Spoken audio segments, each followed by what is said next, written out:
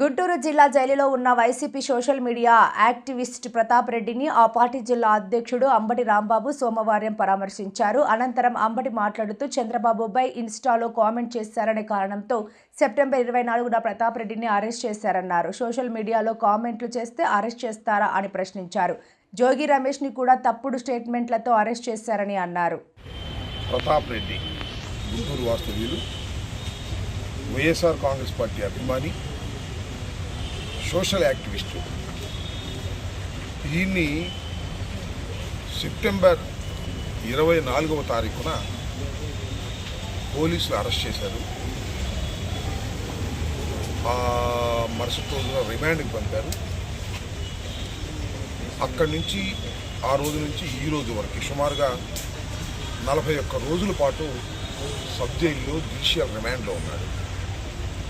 ఆయన ఈరోజు పరామర్శించడానికి న్యాయవాది బృందం, నేను, అలాగే గుంటూరు 1 ఇన్ఛార్జ్ ఫాతిమా గారు వచ్చి వారిని పలకరించడం జరిగింది.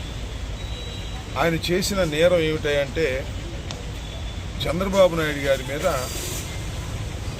ఒక పొలిటికల్ కామెంట్స్ ఇన్స్టాగ్రామ్లో, ఫేస్బుక్లో నెల్లూరుకు సంబంధించినటువంటి ఒక వ్యక్తి పెడితే అతనికి ఇతనికి కనెక్షన్ ఉందని చెప్పేసి ఈయన అరెస్ట్ చేశారు.